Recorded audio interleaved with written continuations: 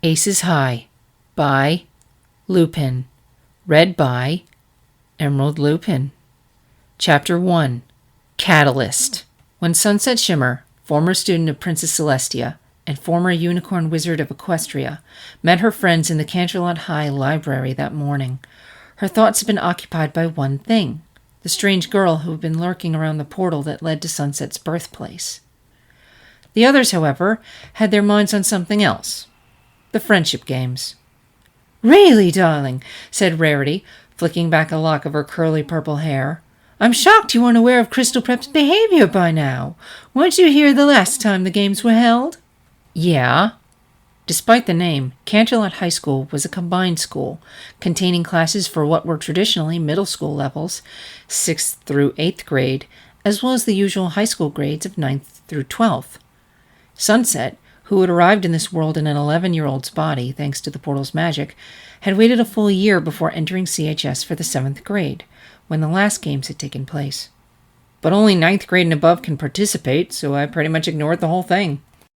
She'd had more important things to do anyway, like learning about this dimension and acquiring money to survive. Apparently, she'd missed some deep and bitter school rivalry, which was ironic, since in her dark days as queen bee of the school, she could have used that information to her advantage. The redhead shrugged. "Seems kind of silly to me." "Silly!" protested the others. Rainbow crossed her arms over her chest. "So I guess you think the friendship games are silly too?" "Well, it's not like we'll be fighting the powers of evil magic," she retorted calmly, thinking back to the incident with the Dazzlings, the trio of sirens banished to this dimension from Equestria, who fed on negative emotions and who had tried to take over the world with their hypnotic music. That had been interesting, in hindsight, now that she was past all the emotional turmoil. It reminded her of the days in Equestria when she'd faced down manticores and dragons as part of her studies. A school rivalry, by contrast, seemed far too tame. "No," interjected Fluttershy in the softest, gentlest way possible. "We'll be fighting against a school full of meanies. Not everything has to be magical to be important." Sunset opened her mouth to reply, and immediately closed it. None of them had done what she'd done, and within the world of high school, this sort of thing did matter. "You're right. I'm sorry," she apologized. "I know it's a big deal." Rarity scoffed. "That's putting it mildly, darling. They're still revamping the playing field in preparation." Sunset frowned as a new thought occurred to her. Why is there such a big rivalry anyway? Aren't the friendship games about our two schools getting along? "Well, it's kind of hard to get along with someone who beats you at everything," answered Applejack flatly. "Not anymore," declared Rainbow fiercely. "This time, things are going to be different." She raised an eyebrow. "What do you mean?" The athlete grinned like a cat that had eaten a canary. "Oh, you'll see. I've got an ace up my sleeve. I'm playing poker, and I had an ace up my sleeve." The room was spinning. Or was it her brain? The thought, was it a thought? Pushed its way through her mind. Behind it followed images, rushing at her like an army charging through a sudden gap. A magical portal, a sorceress in golden armor, knights hidden among the trees, a monster bound in silver with horns and skin of blue and a face like hell itself. Who was speaking? It wasn't her voice, but it sounded so... "Are you all right, darling?" Sunset blinked, and the world reoriented itself, details merging back into focus. The decaying priory that had danced before her eyes dispelled, so that only the Canterlot High Library remained. "Yeah, I guess I got distracted, that's all." "Are you sure?" asked Rarity, frowning. "You seemed a tad ill for a moment." "Come on!" complained Rainbow Dash. "You can't be getting sick right before the games!" A butter-yellow hand found its way to Sunset's forehead. "You don't seem to have a fever," said Fluttershy with relief. "Oh no!" gasped Pinkie. "What if she has some magical pony plague and it infects the entire school?" She frantically grabbed Applejack by the shirt. "She could turn into a rainbow cookie zombie! Or maybe a tree!" "Okay, Pinkie, 1. There is no such thing as a cookie zombie, rainbow or otherwise," answered Sunset, counting off points on her fingers. 2. Turning into a tree is swamp fever, and I haven't been near a swamp since I was 10, so if I'd caught it, I'd definitely have taken root by now. And 3, I'm pretty sure that most pony diseases wouldn't be able to survive in a human body. Are you sure you're okay, though? Asked Fluttershy. I'm fine, Sunset assured her. She turned her attention back to Rainbow. What does that mean? What? What you said. The thing about having a... For some reason, she found it hard to remember. Oh, shoot, laughed Applejack. That's just an old poker saying for when you've got a trick or two in store. You've really never heard that before now? Added the farmer with disbelief. Sunset shook her head. Nope, must have missed it somehow. She'd missed the Crystal Prep rivalry, and she knew she wasn't up to date on her cultural references, so a piece of slang wasn't that odd. What had she been thinking about, though? She tried to recall, but whatever it was, it had slipped away like a sandcastle in the waves. Course, I'm still wondering about what you're planning, Rainbow. Applejack narrowed her eyes at the athlete. You're not thinking of cheating, are you? What? No, assured Rainbow, in a manner that was in no way reassuring. Before Sunset or any of them could press her any further, the school bell rang. You'll find out at the assembly, was all Rainbow would answer before she went racing off into the river of students. She's up to something, said Applejack. We'll find out eventually, agreed Sunset. Come on, we have to get to class. As they all walked out of the library, Sunset passed by the main desk and spied one of the books piled for return. Le Morte d'Armor by Sir Tinny Mallard. A tiny part of her couldn't help but think that the book got it wrong. Rainbow Dash's secret weapon ended up being School Spirit. Kind of disappointing, in Sunset's opinion, considering how much Rainbow had been bragging, but the athlete always could come up with a great song, so she supposed it all balanced out. If only she hadn't ponied up on stage, without playing her guitar. It was one thing to be thrust into an adventure, but it was another thing entirely to have the rules you thought you knew slip out from under you at the same time. That was less fun, especially when it was your responsibility to figure it out.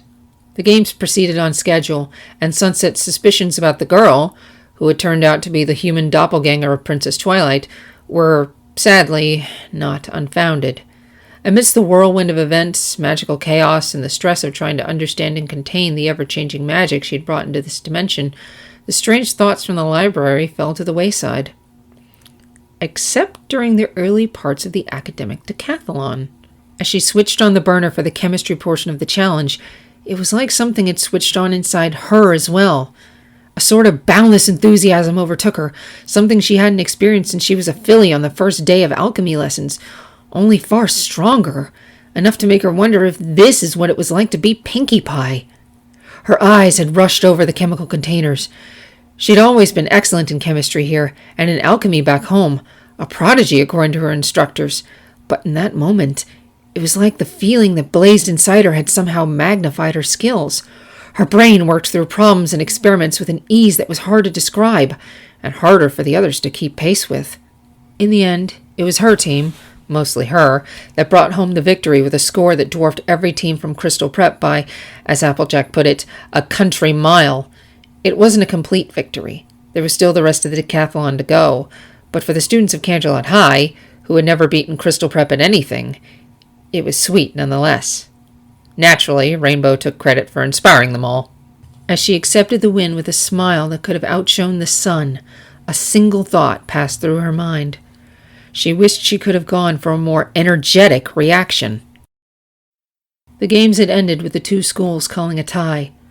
Not precisely the win either side had originally hoped for, but after the chaos that had unfolded with the second event, nobody was complaining. Besides, it felt in the spirit of the games. Sunset strode across the sports field, searching for one person in particular. And there she was, the human Twilight Sparkle, seated on one of the hay bales for the archery portion of the Tricross relay. Sunset made her way over. So, this is where you slipped off to. Oh! Twilight jolted and would have fallen off the edge of the bale, were it not for Sunset hoisting her back by the arm. I didn't mean for you to take it literally, joked Sunset. Sorry, blurted the other girl, purple cheeks tinged with red. I didn't mean to worry. Spike isn't searching for me, is he? Nah, replied Sunset with a shake of her head. He's pretty distracted with Fluttershy. Honestly, I'm not sure anyone else has really noticed you're gone yet. Carefully, she sat down beside the girl, breathing in the familiar and still delicious smell of hay, and wishing she could eat it rather than simply sit on it. It really wasn't fair. Despite the omnivorous nature of humans, they couldn't digest the stuff. Sunset would have happily taken up one of the staples of the equine diet, but no, as she discovered, not only would it draw strange looks, not that her love of ketchup-smothered carrot dogs didn't draw those looks anyway, the one time she tried to eat hay, her digestive tract had severely punished her for it. Why are you out here? She asked, getting back on topic. Now is not the time to focus on her stomach. Kinda thought you wouldn't want to be alone. I don't. Sort of, Twilight fumbled. I'm just nervous. About transferring? Twilight nodded. Yeah. I mean, it's not that I'm having doubts, she said quickly, and then added, I just wonder what my family will think. A finger twirled around a lock of hair that had slipped from her bun. My brother's always been proud to have gone to Crystal Prep, and my parents, and my grandparents. I know Cadence will support me, but... It's a big change. Twilight nodded again. Sunset leaned back, taking in another breath of hay-scented air. Well, I can't say I know what to do about your family. Never really had one. She watched as Twilight's eyes widened in sympathy. But if they love you, I think they'll be okay with it. And besides, she added with a snort, after the way Principal Cinch treated you, your parents should be overjoyed at a transfer. That got a chuckle out of Twilight. I suppose that's true. My brother will probably go ballistic. She paused, her eyes moving across the field and landing on the crater left behind when Rainbow had air-tackled one of the giant plants. You've all been really nice to me. Sunset shrugged. Like I told you, I've been where you are. Believe it or not, I used to be a bully. Twilight's head whirled around to face her, open-mouthed. You? Yep, worst one in the school, she admitted with no small amount of shame. But with help, I got better. Turned my life around. She paused, remembering something else that had been weighing on her mind. Look, I want to apologize for tearing into you during the games. I deserved it, Twilight replied softly. You were completely justified. Doesn't mean I don't feel bad about it. The redhead sighed. I've got kind of a hot temper. Always have. And despite it all, you didn't deserve to get hit with it. Twilight smiled, just a little. I'm finding it very hard to imagine you were ever a bully. Are you calling me a liar? Sunset answered in mock offense. Data points don't lie, and so far my dataset suggests it's impossible, was the authoritative reply. Both of them burst out laughing. Honestly, I'm also still trying to wrap my head around all of this, admitted Twilight. Magic, portals to a different dimension, Spike being able to talk. You all seem to be taking it in stride. You most especially. Sunset shrugged again. Magic's been a fact of life for me. Though I will admit that even I don't totally get how it's working these days. At least around here. And it's really magic? Asked Twilight in disbelief. I mean, not some form of technology or energy or... Just like that, her thoughts were swirling again. No, not swirling. Swimming. Images rising up from below the surface. A vast lake, a tunnel, dark and damp, ribbed like the insides of some enormous aquatic beast. Organic. Alive. A giant fish face with steel teeth guarding a passage. A voice rang in her ears. What's Clark's Law? Sunset?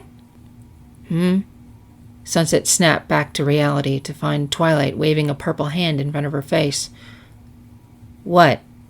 You zoned out, answered Twilight with worry. And anyway, you got it backwards. Excuse me? Lark's Law, Twilight supplied. It's any sufficiently advanced technology is indistinguishable from magic. Not any sufficiently advanced form of magic is indistinguishable from technology. Sunset tilted her head. Had she said that just now? She didn't remember even opening her mouth. Shaking her head, she decided she must have been worn down from the day's events, and instead turned her attention to the statement in question. Wouldn't it work both ways, though? Magic in Equestria was studied and refined rather like science and technology, even if the methods and rules weren't quite the same. In fact, the very word science was just another lesser used and frankly uncommon word for discussing the study of magic. I suppose, replied Twilight, the I just swallowed a lemon whole expression on her face indicating just how uncomfortably the idea sat with her. But you've really known about it your whole... Yo! There you two are! They both turned to see Rainbow Dash, Rarity, and Applejack approaching the field. Looks like they finally noticed, quipped Sunset. We were wondering where you two moseyed off to, called Applejack. Beside her, Rainbow grinned. Trying to find some alone time? Rainbow Dash! Admonished Rarity. What a crude thing to say! Sunset's cheeks blazed as red as her hair. I was just looking for Twilight, she protested. I'm sorry, apologized Twilight, her own cheeks very much aflame. I had some things to think about, and Chillax, said Rainbow, waving a dismissive hand. I was just teasing. Anywho, said Applejack, giving the athlete an annoyed eye roll. Pinkie Pie's making some snacks with the rest of the home ec students to celebrate the tie. Figured we better find you two before Pinkie noticed and went nuts. Good idea, agreed Sunset. A frantic Pinkie often led to trouble. Plus, she didn't want to miss out on the food. As someone who had partaken of the best that royal chefs could produce, she'd put Pinkie in one of the top tiers of dessert creation. Come on, she said to Twilight. You'll love Pinkie's cooking. All right. Together, they walked back to the main school building. As they went, Twilight turned her attention back to Sunset. Thank you for everything. Anytime. Twilight's expression suddenly turned puzzled.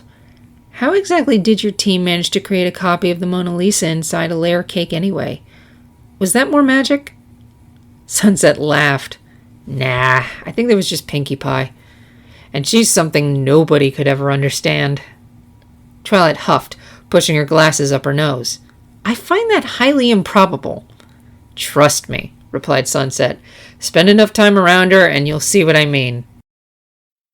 A few days later, they'd all gotten together after the games to have a picnic after class, including the human Twilight, still dressed in her crystal prep uniform, the same one she'd be ditching by next week when her transfer went through.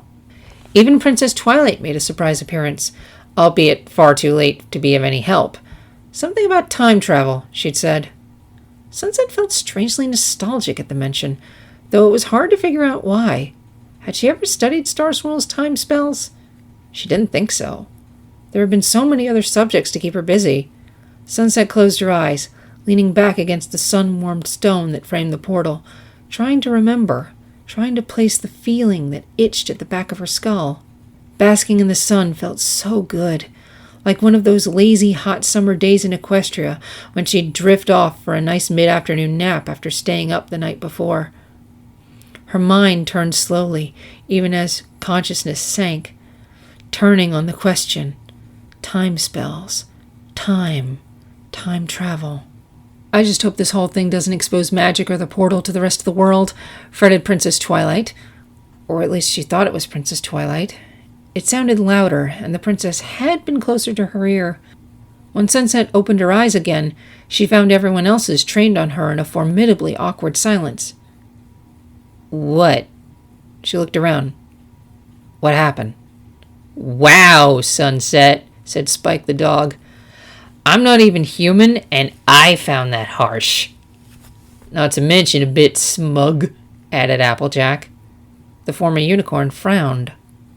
Did I say something just now? You don't remember? Asked an incredulous Rarity. Sunset shook her head. You said, answered Princess Twilight, your species has an amazing capacity for self-deception matched only by its ingenuity when trying to destroy itself. Her eyebrows drew together in concern as she regarded her. I know you've spent more time among humans than I have, but it can't be that bad. There have been a couple world wars, offered the human Twilight, though she didn't look happy to admit it. Her head tilted, sending her glasses sliding down her nose. Wait, are you two not human? Yes and no, answered Sunset quickly, more focused on the words that had apparently slipped out of her mouth, and the spark of offense they generated inside her. And I don't think people are that bad. It must have just been something I heard somewhere. Her face scrunched up in concentration. Can't remember where. She shrugged it off. Anyway, people can be pretty in denial sometimes, and with how prevalent photo and video editing software is, any footage of what happened is more likely to be brushed off than treated as fact, especially if it comes from teenagers. So we probably don't need to worry just yet. The concern didn't leave the princess's face. Sunset, are you sure you're feeling okay? You seemed really out of it. Just like a few days ago at the library, chirped Pinkie Pie. Princess Twilight turned to glance at the energetic girl. The library? Yeah, bubbled Pinkie. We were talking about how the friendship games were coming up, and Rainbow Dash was saying how she was sure we'd win this time, and Sunset got this funny look in her face. You did zone out a bit yesterday, too, added the human Twilight. I'm fine, replied the redhead. I'm probably just still recovering from directing all that magical energy. That's bound to take it out of you. She grinned as something, or rather someone, moved in the corner of her vision. Besides, I think you're about to have other things to focus on. Like Flash Sentry. Princess Twilight gave a very undignified squeak, whirling around to see Flash approaching their little picnic. For the rest of the day, they all talked and laughed, Sunset giving the human Twilight a rough breakdown of where she was from. It was perfect, to say the least. A perfect end to a thrilling adventure. Every odd word and passing image totally forgotten. The world was made of ice and steel. Before her stretched what looked vaguely like a 1950s-style diner, blue-green walls painted to give the appearance of frost. She stood there, young and in a waitress uniform, staring out a glass screen in the ceiling beyond, towards stars that appeared strange and out of alignment. She didn't know much about astronomy, but that didn't make sense because she did. She knew all of Earth's constellations as well as Terra's. Try as she might, she couldn't find Polaris or Orion's Belt, or even the Alicorn and the Minotaur. Instead, she found herself tracing out different ones. The Old Man, the Great Lever, the Waterfall, forms that did not exist, and yet stared back at her now across the inky black sky, and had done so for months. Get a move on, girl! I don't pay you to laze about! Shouted a man? Or was he a stallion? His image flickered from behind the bar like a broken TV, shifting back and forth between species. She grumbled something that was as unintelligible as it was profane, and picked up her serving tray to walk toward a table. There were new customers there, male and female. The woman... Mare? No one or no pony stayed stable here. The female had red hair and wild curls and a bright pink shirt, but it was the man that drew her eye. He sat there, small and unassuming, with his hat and scarf, gently tapping the handle of an umbrella, a handle shaped like a question mark. His eyes, blue, gray, no, something in between, moved to her, and she froze. She didn't know him, but she did, somehow. The intensity of his gaze was so familiar. His name was on the tip of her tongue. It was... Sunset Shimmer's eyelids opened blearily. Outside, the moon was still early in its descent back under the horizon. She wasn't really sure what woke her, but awake she was. She rolled over, turning the switch on the lamp that sat on the nightstand beside her bed. Its glow sparkled across both her phone screen and the medal she'd won at the friendship games. The former proclaimed the time to be 3:32 a.m. Did I have a nightmare? She grumbled, running a hand through her tangled, wavy hair. She couldn't recall one. She couldn't recall a dream, either. Everything was blank, there one moment, and gone the next. Maybe I was worn out from all that magical energy, she decided. Throwing off her blankets, she made her way down the stairs from her bedroom and down toward the kitchenette, passing her guitars along the way.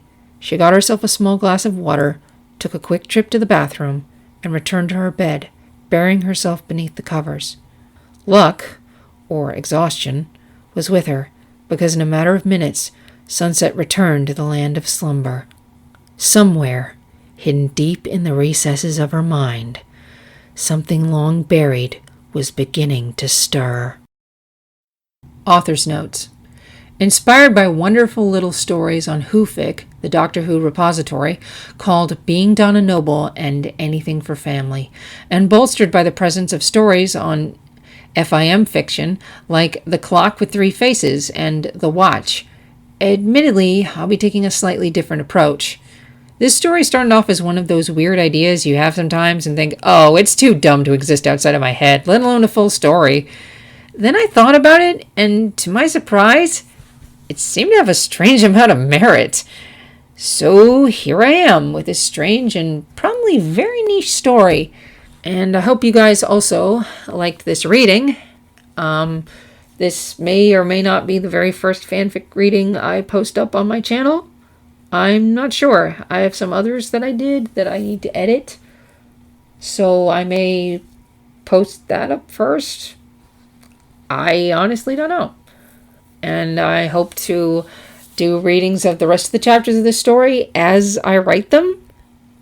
Although this one, well, who knows how long it'll take me to do the others. Hopefully this was good enough.